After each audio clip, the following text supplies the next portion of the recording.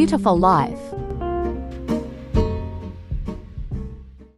สวัสดีครับ Good afternoon and welcome to A Beautiful Life on englishonline.rmutp.ac.th. My name is อาจารย์เกษม พุทธเรืองศรี your host for the program. A Beautiful Life is a program broadcasted every Monday from 1 p.m. to 1:30 p.m. Articles and information about life lessons or good phrases from the books or websites will be presented in this program, together with the latest news from Rajamongkol University of Technology, Pranakon for you to enjoy. So today we start with the article from Channel News Asia. They said, does a company paid overseas trip sound fun until you realize you are sharing a room with colleagues? Some of us may have reservations about traveling with colleagues for fear our personal quirks will turn out to be embarrassing or annoying. Writer Vivian Thiel shared her experience of work trips.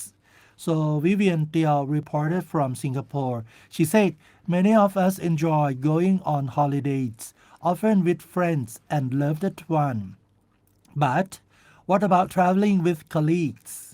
A hedge fund company recently made the news for treating employees to an all expenses paid Tokyo Disneyland trip, drawing envious reactions from netizens. But while some would pounce on a company-sponsored trip, others might have qualms about traveling with colleagues. Traveling can make or break relationships when you spend that much time in close proximity with each other or words. If you share a room, all your good perks or bad habits are on full display. We all know someone who swore never to travel again with certain people for reasons ranging from poor punctuality to questionable hygiene practices. So Vivian Thiel reassesses a previous romantic relationship after a holiday when she harangued at the time she spent shopping while questioning about tastes in clothes. Would it not be more awkward to maintain professional relationships when your colleagues have to see you for you are, be it in your Hello Kitty pajamas or as a wild party animal? Or if the annoyance of hearing you snore in your sleep ruin the working relationship? Vivian Thiel asks about this question. So the first one, fear of annoying habits ruin relationships. After working for almost 2 decades, Vivian Thiel has had her fair share of work trips. Mostly, she has been lucky enough not to share a room with a colleague, so they easily maintained their professional images, simply retreating to their own rooms at the end of the day. One company she worked at made them stay in Airbnb apartments to save on costs, though they all had their own room. It was still quite the experience living under one roof with colleagues. They had to get used to each other toileting and sleeping habits and schedules, and seeing each other sans makeup and in their pajamas. One former colleague used the only toilet in the apartment they both share for at least half an hour in the morning, such that she had to wait or wake up earlier to work around her schedule. She also had to share a room with that same colleague. She was the guy who would set her alarm clock to wake up early, but when it rang, she would hit the snooze button and go back to sleep. Not once more like 4 or 5 times. Being a light sleeper, that was easily an extra half hour of sleep loss. But did the experience ruin her impression of and working relationship with that colleague? No, it didn't. She was a hard worker who did her job well. Would she avoid traveling with her if she could?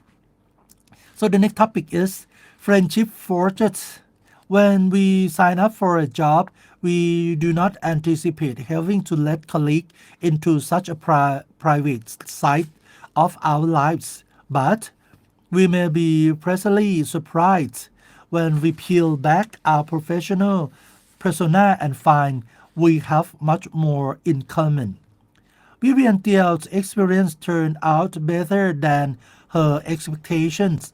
Some of her strongest and lasting friendships are with former colleagues. She has been on work trips with, despite the lack of privacy, her colleagues and she built a sense of camaraderie as we lived and worked closely with each other.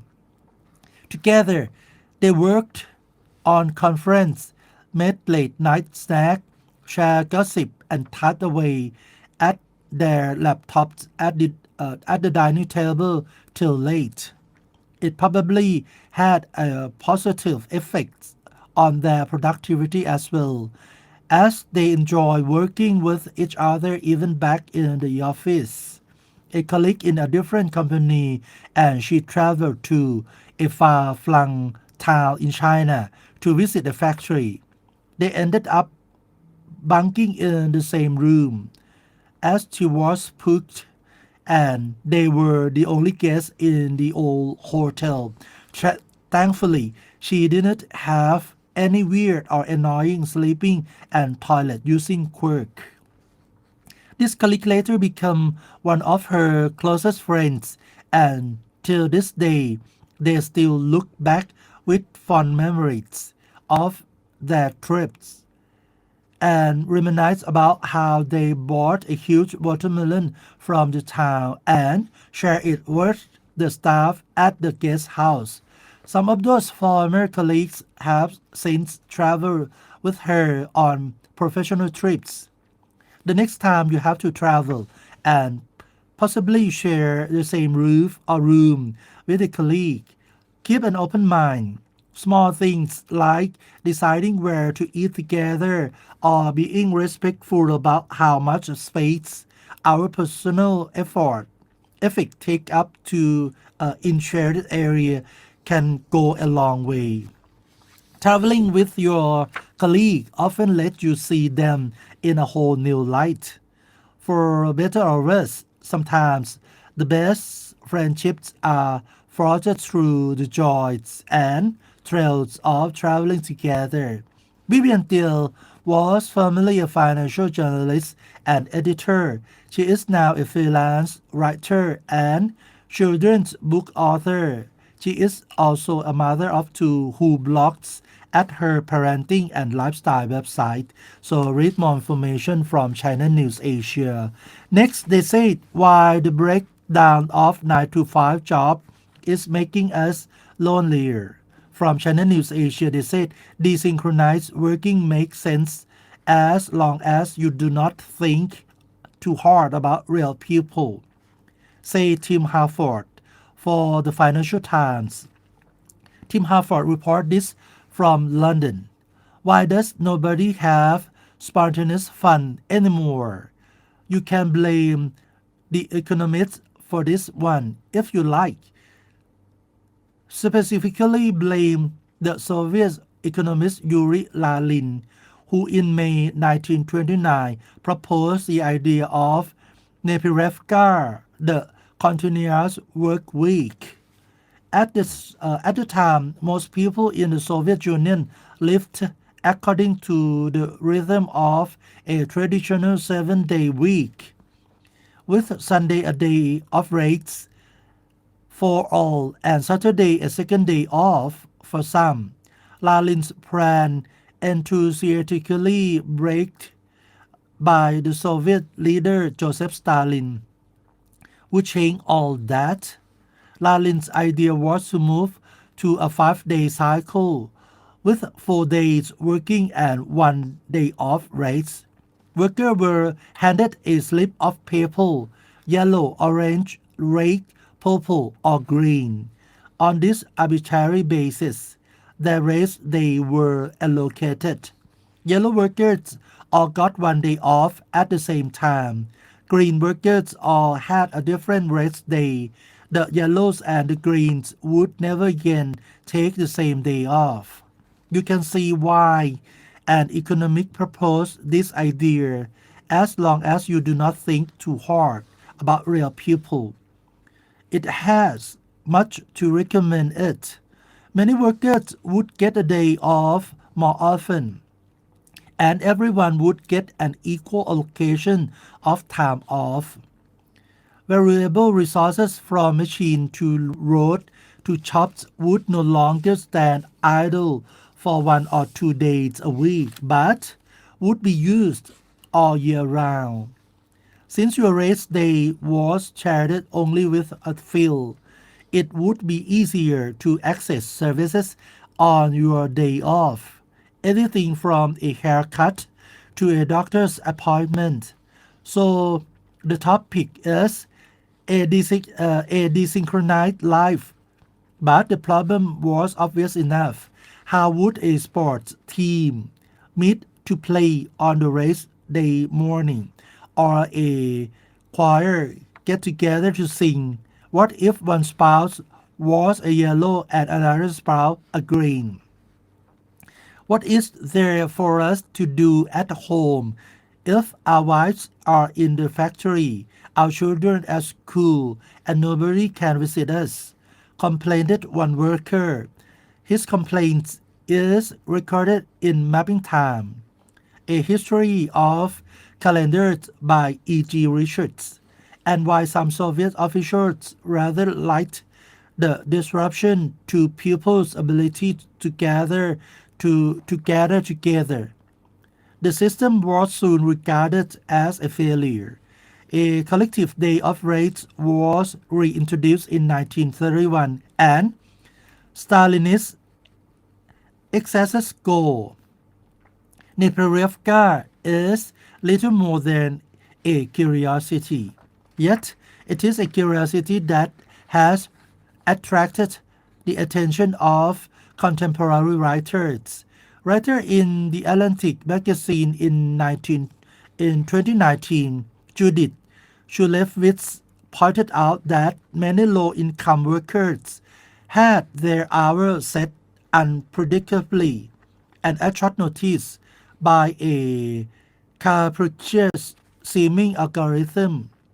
The hours might be too short to pay the bills or exhaustingly long, but they might also be Neperevka hour, reasonable enough when viewed in isolation, but desynchronized. This desynchronization makes it impossible for people to socialize with friends, to join clubs, or participate in community activities, but even to see their own partner. The next topic is lonely hybrid workers. A couple of years later, Oliver Buckman's book 4,000 Weeks pointed out that people at the other end of the economic ladder might be trapped in a Neperevka of their own making. The hybrid workers in the freelancer and, above all, the digital nomad of Instagram or had unpredicted control over where and when they worked. They could write code in a Bermuda Beach house. They could handle the emails from a Scottish clan, or on a mundane level, they could take a yoga class instead of the morning commute. All very present, but one risk is that they ended up doing all these things alone. When we all worked at 9 to 5 At the office, we could bond together in the canteen, meet up for a drink after work on Friday, and feel confident that not only would we be free on Sunday, but that all of our friends would be free too. Now everything is out of step. You can do what you want, but good luck finding someone who happened to be free at the same time to do it with you. The hybrid knowledge worker is in a vastly more privileged position than the 0 hours contractor who could have their social life, education, or childcare thrown into chaos by sudden, random demands to show up and start working. Still, both problems are real. The next topic is the cause of uncertainty. Even Stalin only let the Nepirovka disaster last for a couple of years. Is there any prospect that modern capitalist society can fix their own problems too? For workers in precarious position, there is some hope that enlightened self-interest will prevail. For most jobs, it's surely preferable for a large employer to deal with the cost and hassle of fluctuating business requirements than it is for employees to cope with relentless uncertainty. As MIT professor Senep Tan argue in her book, employers who figure this out will get better, more experienced and more committed staff than employers who offload all the costs of uncertainty on their workforce. The rest of us may have to rely on some time-honored traditions. A decade ago, a team of researchers led by the psychology professor Terry Harting examined the effect of vacation on people's demand for antidepressants, but they took an unusual approach, as well as asking whether taking a vacation made people feel less in need of antidepressant medication. It does. They also found that the more people were on holiday simultaneously, the happier everyone was. As Buckerman explains, there is nothing strange about this. It's easier to enjoy your holiday if you have other people to enjoy with, which bring Tim Harford to Christmas. For the Harford family, figuring out who would be where over Christmas and New Year started in July and hit overdrive in October. Such long-range diary planning seems onerous and absurd. Why can't we be a hit more spontaneous? But if advanced planning the Christmas get-togethers is what it takes to escape our self-inflicted Nepirovka advanced planning, it shall be. There is a season for spontaneously Christmas, isn't it? So you can read more about this from China News Asia, and we'll be right back after a short break. Beautiful life. You are listening to A Beautiful Life on englishonline.rmutp.ac.th. We are back to the news from Rajamongkol University of Technology Pranakon. The first news, Rajamongkol University of Technology Pranakon set up a blood donation point through the campaign RMUT We Are One because we are one, or RMUT We Are One เพราะเราเป็นหนึ่ง ราชมงคล University of Technology พระนคร organized a blood donation activity for the National Blood Center Thai Red Cross Society under the campaign RMUT We Are One Because We Are One or RMUT We Are One เพราะเราเป็นหนึ่ง on the first floor of ราชบุรี Direct Read Building ราชมงคล University of Technology พระนคร เทเวศ Center on October the 21st 2023 with Assistant Professor ศรัทธาแข่งเพ็ญแข Assistant Director for Student Affairs led a team of administrators, faculty, staff, and students to have blood donation. The total amount of blood was 35,930 cc, which was considered to be the cultivation of public consciousness, sacrifice for youth groups, and to create sustainable blood donations, including passing on public consciousness from generation to generation. In addition, training activities on marketing concepts are organized and provide knowledge about blood donation. The objective is to campaign for blood donation as well as accepting applications for students to participate in campaign contests RMUT We Are One Because We Are One or RMUT We Are One เพราะเราเป็นหนึ่ง under the supervision of the ดั่งพ่อสอน Foundation National Blood Center Thai Red Cross Society เต็มใจ Project and the project to develop the potential for sustainable development and progress or โครงการพัฒน์ศักยภาพพัฒนาก้าวหน้าอย่างยั่งยืน Next ราชมงคล University of Technology พระนคร trains students to prepare for the TOEIC exam. Associate Professor Dr. ณัฐโชติ รักไทยเจริญชีพ Vice President for Academic Affairs and Faculty Development ราชมงคล University of Technology พระนคร preside over the opening project to prepare for the TOEIC exam at the Language Institute Meeting Room, 5th floor, ราชบุรี Direct Read Building, ราชมงคล University of Technology พระนคร เทเวศ Center with the objective of providing students who attend this training can apply the knowledge gained. Moreover, the students can develop their ability to use English to meet the standards.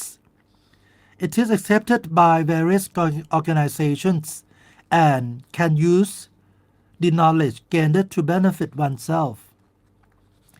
With Mr. Alvin Espiritu Bersamin, a lecturer at the Language Institute, Rajamangkol University of Technology, Pranakon, as a lecturer in this training.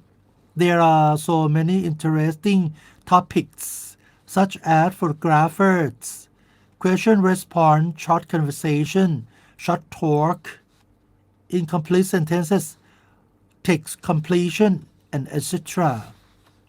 Next, ราชมงคล University of Technology พระนคร offering กฐินสามัคคี to build the เจดีย์มหาธาตุศรีสุวรรณคีรี Dr. นัทวรพล รัตน์สิริวัชรบุญ President of ราชมงคล University of Technology พระนคร let the administrators, lecturers, and all the staff organize the กฐินสามัคคี ceremony. To build the เจดีย์พระมหาธาตุศรีสุวรรณคีรี or พระมหาธาตุศรีสุวรรณคีรี Temple หนองแหน Sub-District พนมสารคาม District ฉะเชิงเทรา Province on November the 5th, 2023 with faithful people joining in offering congratulations with the total amount of 1,670,012 baht. สุวรรณคีรี or วัดเขาดงยาง is a public temple under the มหานิกายสังฆา or คณะสงฆ์ฝ่ายมหานิกาย built in 1957, established as a temple on December 30, 1988, located at the foot of Dongyang Mountain. On Dongyang Mountain, the height of the Dongyang Mountain is about 100 meters above the sea level. Suwankiri Temple has a total area of approximately 14 rai, 1 ngan, 76 square wa, with convenient stairs to go up the mountain. At the top of the mountain, there is a large reclining Buddha image, about 19 meters long, built by พระอาจารย์ช่วนปัญญทโร. The temple was recently started construction of เจดีย์พระมหาธาตุศรีสุวรรณคีรี or พระมหาธาตุศรีสุวรรณคีรี Pagoda, which is currently under construction but still need a lot of more budget. Therefore, ราชมงคล University of Technology พระนคร organized this กฐินสามัคคี ceremony of this in order to provide the จตุปัจจัย in the constructions of this เจดีย์พระมหาธาตุศรีสุวรรณคีรี or พระมหาธาตุศรีสุวรรณคีรี Pagoda. Next, Faculty of Business Administration organized a project to develop potential in business administration to become a professional businessman. Assistant Professor Dr. Ratanawali Maisak, Dean of Faculty of Business Administration ราชมงคล University of Technology พระนคร presiding over the opening ceremony in this occasion, อาจารย์มนัสบุญวงศ์ Head of the Management Department, gave a report on the Business Administration Potential Development Project to become a professional businessman for the fiscal year 2023, for the fiscal year 2024. A project is organized to provide students who participate in the training with knowledge and skills in English and use of company program to apply in professional competency examinations and performing cooperative education work. In this regard, he was also honored by อาจารย์สุทธิมาวันเพ็ง Deputy Director of the Language Institute ราชมงคล University of Technology พระนคร gave a lecture on a topic of preparing for English competency exams before graduation. Moreover, อาจารย์ธิดารัตน์นาคเกี้ยว lecturer in entrepreneurship, gave a lecture on the topic of English for cooperative education study students. Mr. นพนันท์ เนศกุลนี computer science specialist, gave a lecture on the topic of preparing for a computer professional competency examination. And Mr. สุทธิพงษ์คำแปง a computer expert from Office of Service Science and Technology and Information Technology ราชมงคล University of Technology พระนคร gave a lecture on the topic of Business Information Technology applications at the Faculty of Business Administration พาณิชยการพระนคร Center. And the last new from ราชมงคล University of Technology พระนคร organized a ceremony to award พาณิชยการพระนคร Scholarship Academic Year 2023. Associate Professor สุภัทราโกษยการนนท์ Chairman of the พาณิชยการพระนครFund, presiding over the พาณิชยการ Scholarship Awarding Ceremony Academic Year 2023 at มงคลอาภา Meeting Room, 3rd floor มงคลอาภา Building, Faculty of Business Administration พาณิชยการพระนคร Center. In this regard, Assistant Professor ยุทธภูมิสุวรรณเวช Dean of the Faculty of Liberal Arts, as Vice President of the Education Fund, พาณิชยการพระนคร reported on the objectives of the organizing this scholarship ceremony. It was organized to provide an opportunity for students who lack funds to receive continuous education and relieve the economic burden on their parents. It is also the development of students monitoring their behavior as well as cultivating students' awareness, take responsibility for themselves, their family, and society. At ราชมงคล University of Technology พระนครพาณิชยการพระนคร Center, there are students with good academic results, lack of fund, and have good behavior selected in receive a scholarship at the bachelor level, vocation certificate level. A total of 172 scholarships amount of 2,105,000 baht. So read more from ราชมงคล University of Technology พระนคร and the time is up for today. A beautiful life. Please join us on every Monday here on englishonline.rmutp.ac.th. Your host has been อาจารย์เกษมพุทธเรืองศรี You are welcome to subscribe to our channel on englishonline.rmutp.ac.th. Thank you very much for joining our program today and see you again next Monday. สวัสดีครับ